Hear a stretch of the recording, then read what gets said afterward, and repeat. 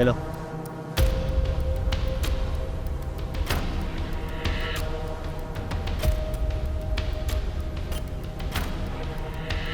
දැන් හරි වගේ සුපරි ආටිකල් එකක් ලෑස්ති වුණා.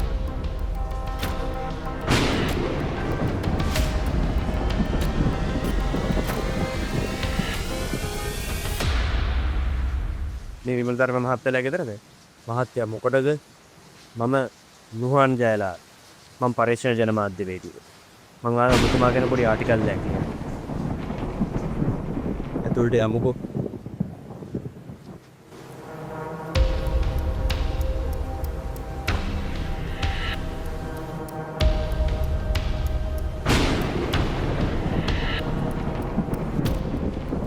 මොනවාද මං ගැන දැනගන්න ඕන?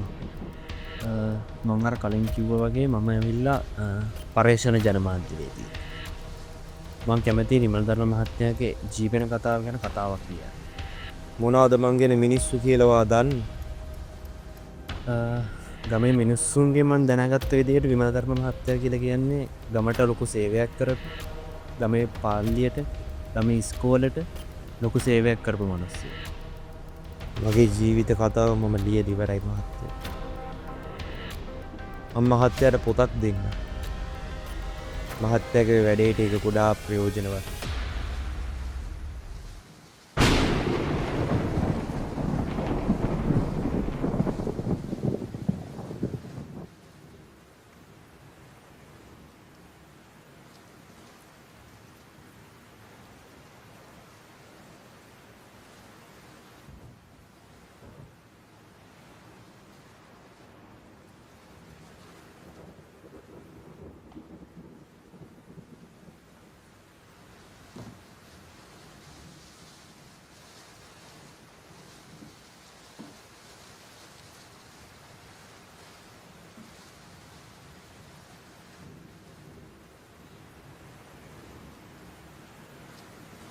ඇජෙන්ඩා න්‍යාය පත්‍රය.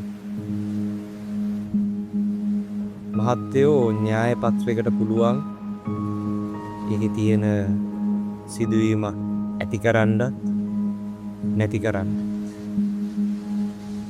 මගේ ජීවිත කතාවත් මිනිස්සු දැක්ක යන්නේ ඉතින්.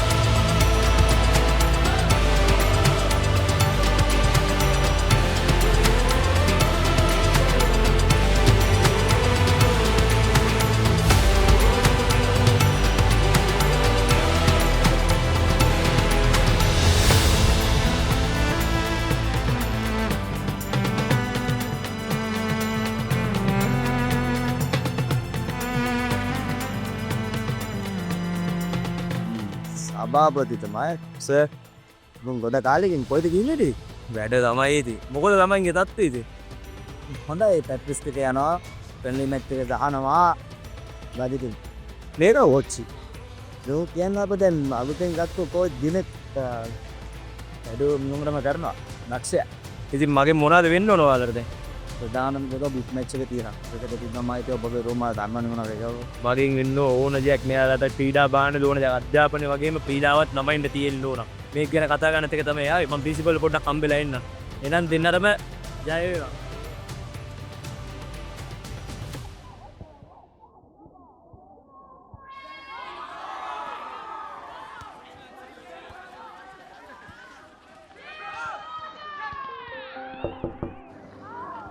එන්න මිස්ටර් එමෙන්න ධර්ම. අයිබෝන් වැඩ. අයිබෝන්. ගොඩ දවසකින් හිටියෙත් නෑ නේ මේ පැත්තේ. වැඩත් එක පොඩ්ඩක් බිසි වුණා මැඩ. ඉතින් කොහොමද අපේ ඉස්කෝලේ තත්ත්වය? ඉස්කෝලේ නම් දැන් ඉතින් හොඳයි. ගොඩක් දුරට හොඳයි. ඒ මොකද ඕගොල්ලෝ කරපු දවස් හින්දා අපි ගොඩක් දුරට අපිට ඕන වැට්ටෙක් කරගත්තා. ඒක ඉතින් මගේ ඉස්කෝලේනේ. මම හැදුණු වැඩනේ හැමදේම උනේ මේක අද මේ ඉස්කෝලේ නැත්තම් මමත් නෑ. මොනවාද දැන් තියෙන අඩුපාඩු?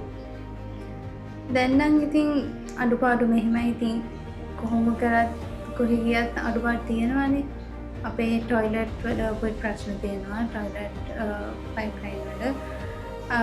අනිත් එක බිග් මැච් එක එනවා. බිග් මැච් එකට ෆන් සෝන් එක. ඔව් මට දැන් සර් හම්බුණා ඒදි මට කිව්වා බිග් මැච් එක දිනනවා.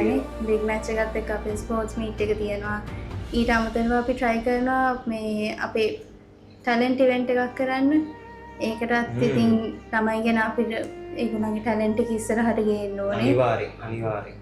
ළමයින්ගේ අධ්‍යාපනයයි ක්‍රීඩාවයි අනිවාර්යයෙන්ම තියෙනවා. මොකද මම මාකට් එකෙන් වැඩ පටන් ගත්ත මිනිස්සයා මිස්. ඉතින් අද මාකට් එකයි අපේ වැල්ලයි ඉතින් ඒ දීවර ජනතාවයි මාකට් එකේ ඉන්න ළමයින්ට මාර තැනකට යන්න පුළුවන් මිස්. අපි ඒගොල්ලන්ට අපේ උපරිම ශක්තිය දීලා ඒගොල්ලන්ගේ පන්නරේ අපි එළියට ගන්න ඕන. එතකොට තමයි යාළුවත් අපිට හොඳ තැනකට ගන්න පුළුවන්. මොකද මට එහෙම ඉන්න පුළුවන් වුණා නම් යාළුවන්ට බැරි කමක් නැහැ. අධ්‍යාපනය කියන්නේ කොහොමවත් නම්බර 1 තමයි. අපි අනිවාර්යෙන් මෙයාලව හදලා ගමු. මට පුළුවන් උපරිම සපෝට් එක මම අනිවාර්යෙන්ම මැඩම්ට දෙනවා. ඉතින් අනිවාර්යෙන් මේක මම මේ ඉස්කෝලේ ඕන දෙයක් කරනවා. ලබන සතියේ අපේ පේරන්ට්ස් මීටින් එකක් තියෙනවා. ඔයත් ඒකට අනිවාර්යෙන් එන්න ඕනේ. ඉතින් අපි පුළුවන් දේ බලලා ළමයි වෙනුවෙන් මේ ඉස්කෝලේට කරමු ඉතින්. අපේ සතිය පුළුවන් මිස්. වැඩ කොච්චර තිබ්බත් මම අනිවාර්යෙන් එනවා ඉස්කෝලේ වෙන්නේ. ඉතින් අපි හම්බෙමු. ඉස්කෝලේ වෙන්නේ මොන දෙයක්. ඉල්ලන්න දෙවි පීට.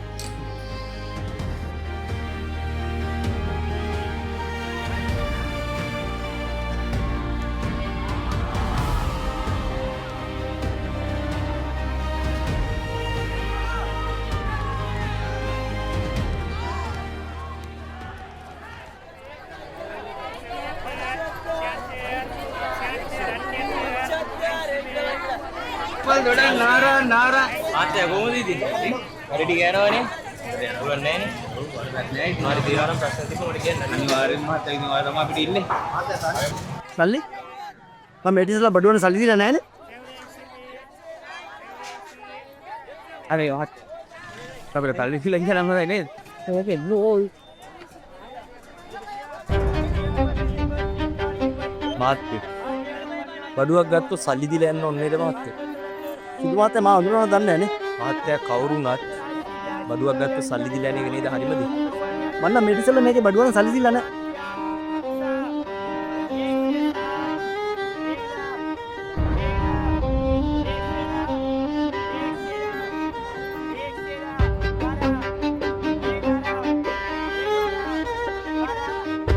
Raja Pia.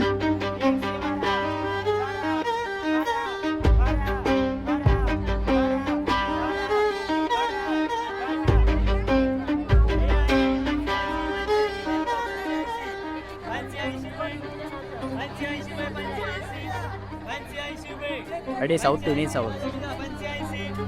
මේ දේවල් වෙනස් කරන්න ඕන මාත්‍යා. මේවා වෙනස් කරන්න ඕන. ආත් බලාගෙන ඉති. හම්බෙමු ගෙන් එන්න.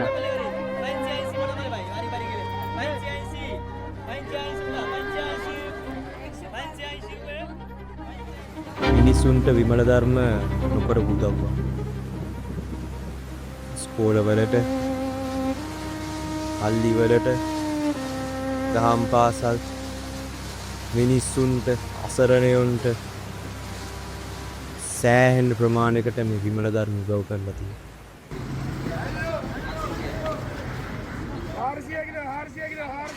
ඉරෝන් ධර්මයේ කොහොමද අද?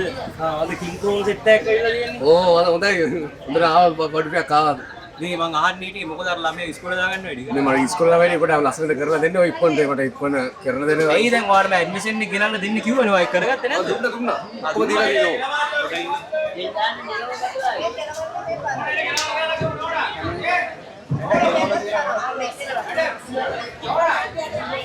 කොහමද? මං අර කිව්ව කන්ටැක්ට් එක ඔව් අර ළමයි ඉස්කෝලේ දාගන්න වැඩි. අය හරිද මැඩම්? ඔක්කොම වැඩ ටික කරලා ලෑස්ති වෙලා තියෙන්නේ. දැන් ඉතින් ළමයව දාගන්න තමයි තියෙන්නේ. එනම් කරා මේ වැඩේ අපි කරා.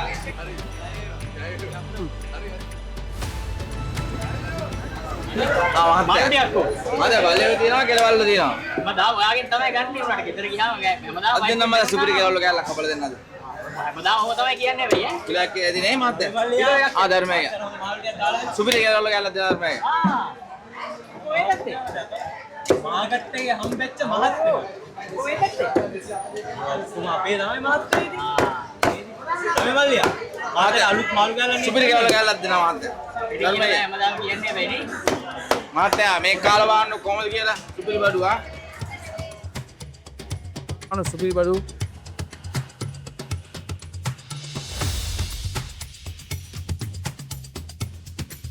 දමිත් මත්තයා කාලට පස්සේ මත්‍රෑබ් නම් දේවියන් නම් මත්‍රෑබ් පේරානේ මාත්‍ය අලුත් බඩු පන්න පිටින් බඩු දේවා දේවේම කොහොමද කරන්නේ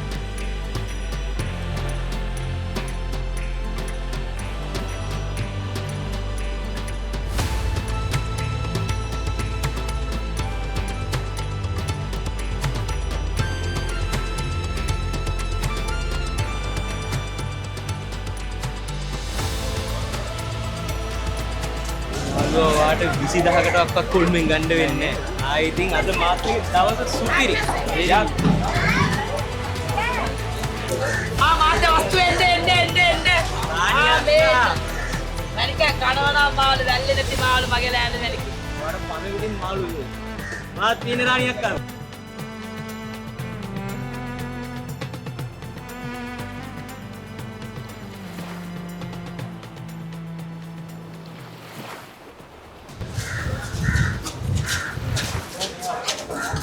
ඉමයි මාත් වෙලා අපි අඳුරන්නේ මිනිස්සු නෙමෙයිනේ.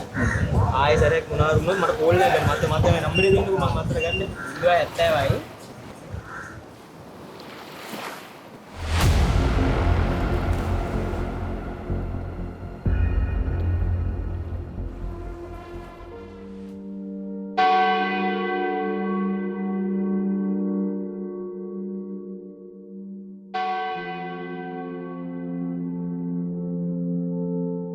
ඉතිපාද ගෙදරාව වගේ පල්ලියට ආවට යැක්ටි.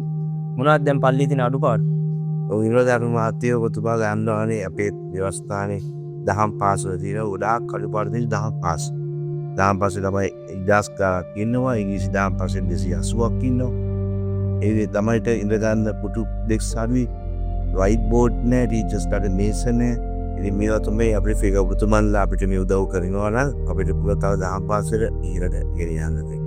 මගේ ලොකු බලාපොරොත්තුවක් තියෙනවා කාස් දැන් අසන්න ළමයින්ට මමත් ඔය තැන ඉඳලා තියෙනවානේ.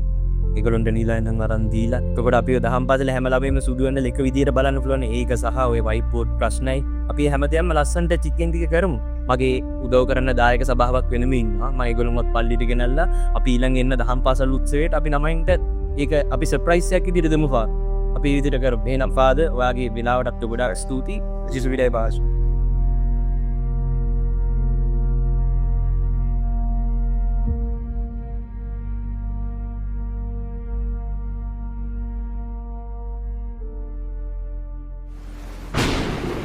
විමල ධර්ම කියන චරිතේ එක්තරා ජාතියක මිනිස්සු කොට්ටාසයක් හදලා තියෙනවා.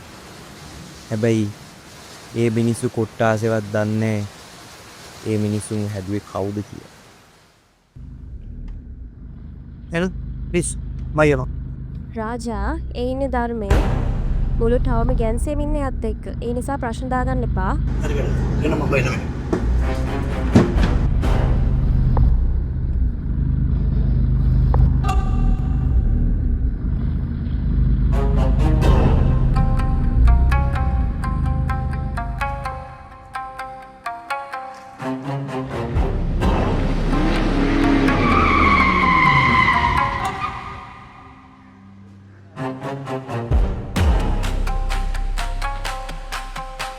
රන්න කියන වැඩේ විතරක් කර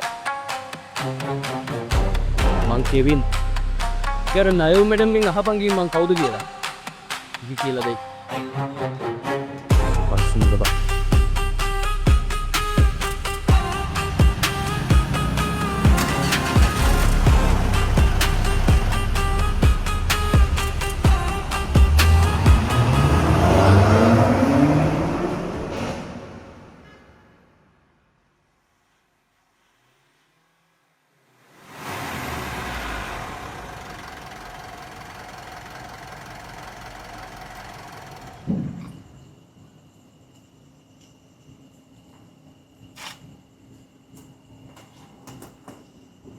ඔව් මහත්තයෝ.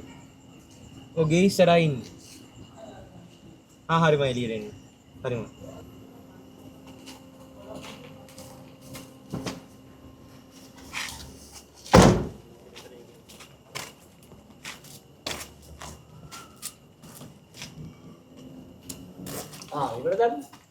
ඔන්න මහත්තයෝ පුරුදු වෙච්ච විදියටම ටූනා මිඩල් කට්ටයක් ගෙනාව එක්ස්පෝර්ට් ක්වොලිටි. බොහොම ස්තුතියි. ඇතුළට යන් කතා කරමු. නෑ මහත්තයෝ පරක්කු වෙලා තියෙන්නේ. මට පුළුවන් නම් වතුර එකක්. හරි උන් විනාඩියක් ඉන්නවා.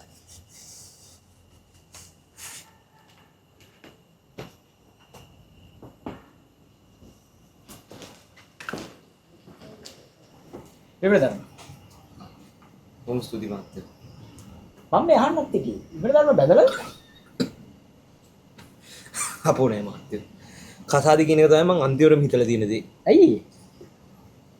මං ආස නෑ මහත්තයෝ මගේ ඉස්සරහට පරම්පරාවක් ගෙනියන්න මේ වෙන දේවල් එක්ක. ඒක නෙමෙයි. මම මහත්තයකින් දෙයක් අහන්න හිටියේ. මොකක්ද? මෙච්චර මේ ගෙවල් දොරවල් හදන්න තරම් මහත්තයා මොනවද කරලා තියෙන්නේ? මම කස්ටම් එකේ සීනියර් ඔෆිසර් කෙනෙක්. ලොකු පෝස්ට් එකක් නේද මහත්තයෝ? එහෙම නෑ ඉතින් රස්සාවනේ. නොකියුවට මහත්තයෝ මාත් මාර ආසාවෙන් ඉන්නවා මහත්තයෝ. ඔය මං කරන රස්සාව පිටරට කර ගෙනියන්න පුළුවන් නේද? ඉතින් ඇයි කරන්නේ? හොඳ බඩු එහෙම තියෙනව නේද? ඊට කවුද මහත්තයෝ කියලා දෙන්නේ? මට තේරෙන්නේ නැහැ මහත්තයෝ. අපි ඉතින් සෑහෙන උත්සාහ කරලා තියෙන ඔය මාළු කොච්චර අපිට හොඳ හම්බුනේ. එදා දැක්කනේ මහත්තයාට මම කොච්චර හොඳ මාළු දුන්නාද. පාලතුරුද එළවලුද හැමදේම මහත්තයෝ අත ළඟ තියෙනවාට ඉතින් ඉස්සරහට එන අපි හැමදේම මාකට් එකෙන් පටන් ගන්න මාකට් එකෙන් ඉවරෙන්න ඉඳ මහත්තයෝ. ඉතින් එක්ස්පෝර්ට් කරන්න එහෙම අදහසක් එහෙම නෑ. අදහසක් තියෙනවා මහත්තයෝ. ඒ වුණාට කවුද අපිට ඕල් උදව් කරන්න ඉන්නේ? දෙයක් නෙවෙයි අනිත් මිනිස්සුත් ඔය කොච්චර බැරි වැඩ කරනවද? ඒ වුණාට මහත්තයෝ පිටරට යවම ඊට පස්සේ සල්ලි ප්‍රශ්නයි.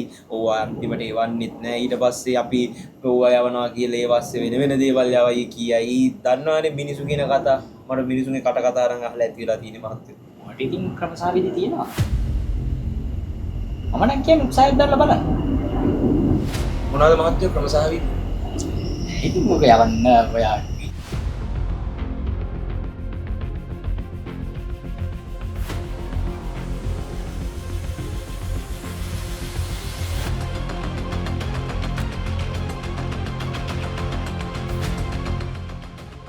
හරි මහත්තයෝ අපි එනම් බලමු.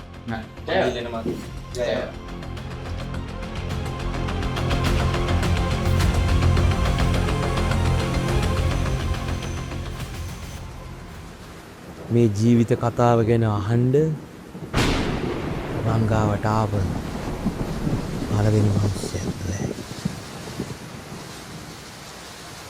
මං ආසයි අන්තිම මිනිස්සෙක් හොයනවා නම් මහත්තයෝ. ඒක තමයි කොත මං වඩ දුන්නේ. ලුසිෆර්. දෙවියන් වහන්සේට හිටපු ශ්‍රේෂ්ඨතම දේවදූතයන් දෙන්නගෙන් එක්කෙනෙක්. අද කවුරු මොනා කිව්වත් අපාය රජා එයයි. මගේ කතාවේ රජතුමා. මගේ කතාවේ දෙවියත් මම.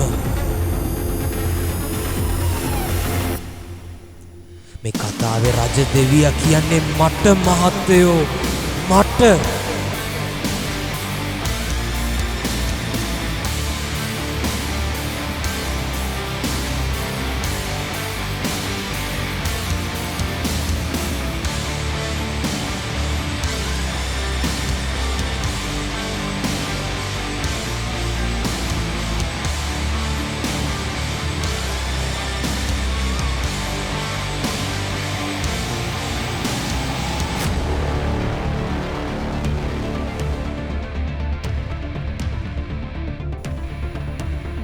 බැටළුවම පොරෝගත්ත උර්ගෙක් මම. මගේ මුළු ජීවිතේම බොරුවක්. මගේ මුළු ජීවිතේම බොරුවක්.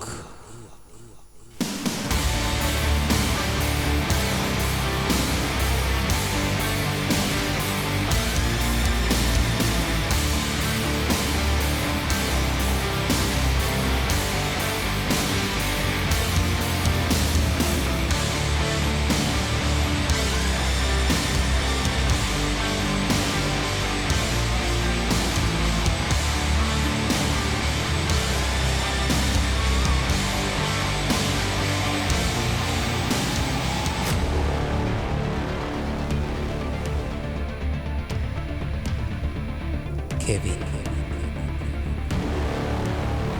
විපල ධර්මගේ හැම දෙයකම එයා ළඟින් හිටියේ කෙවින්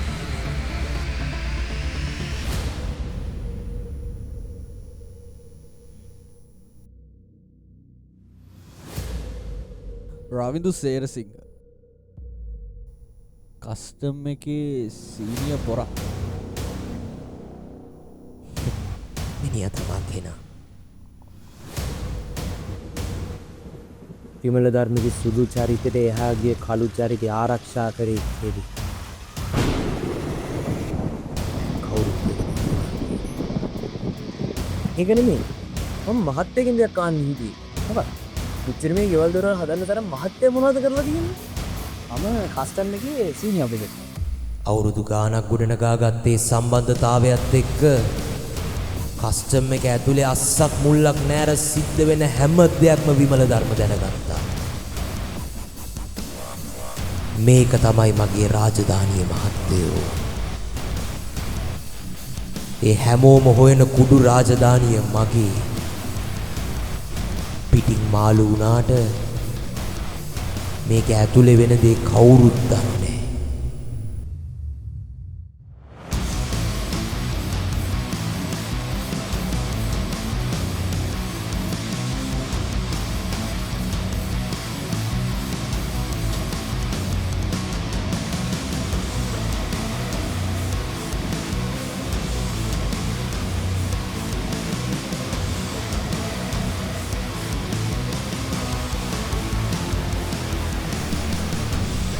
මේ සෙල්ලම ජාත්‍යන්තරෙත් එක්ක කරන්න පුළුවන් උනේ මට විතරයි මහත්තයෝ. වෙන කිසි කෙනෙක්ට මම මේකට එන්න වෙන්න ඉඩ දුන්නේ නැහැ. මේ රාජධානිය මගේ විතරයි.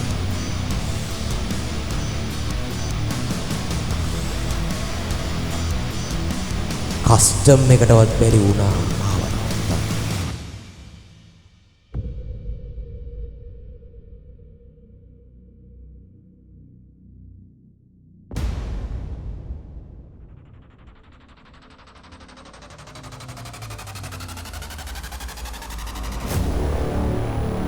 විමල ධර්මගේ තියෙනවා එක තියරි එකක්. If you see me once, you'll never see me again. Goodbye, Naomi.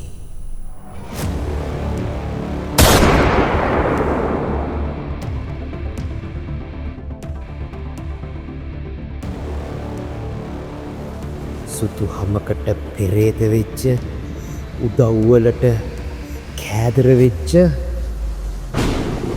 තිත්ත ජනතාවක් තමයි විමල ධර්ම වටේ.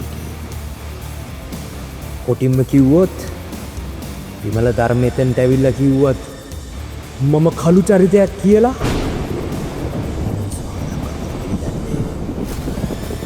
මිනිස්සු කවදාක පිළිගන්නේ. ඒක තමයි විමල ධර්මගේ හැකියාව. ඒ මිනිස්යාගේ හැකියාව ඒකයි. අදටත් සමහර මිනිස්සුන්ගේ දෙවියෝ එයයි.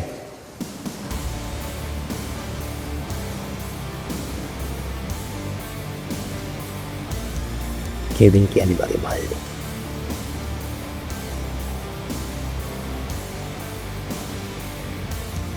මගේ කුසල් පන් සහෝදරයා.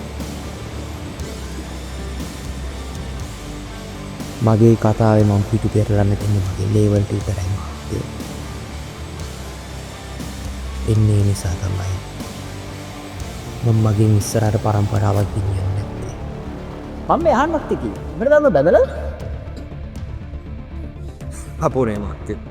කසාදි කියන එක තමයි මම අන්තිමටම හිතලා තියෙන දේ. ඇයි? මං ආස නෑ මහත්තයෝ මගේ ඉස්සරහට පරම්පරාවක් ගෙනියන්න මේ වෙන දේවල් එක්ක. මගේ ජීවිතේ තව කෙනෙක්ට ඉස්සරහට ගෙනියන්න මම දෙන්නේ. මේ මාෆියාව තියෙනකන් ඔය සුදු කියන ඔක්කොම චරිත බොරුවක් මහත්තයා. බොරුවක්. කෙවෙන්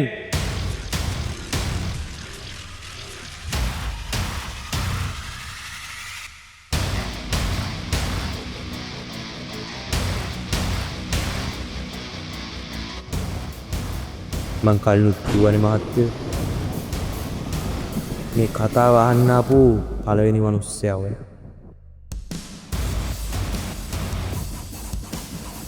මේ කතාවේ අවසානයේ දැනගෙන මේකට තිත තියන්න.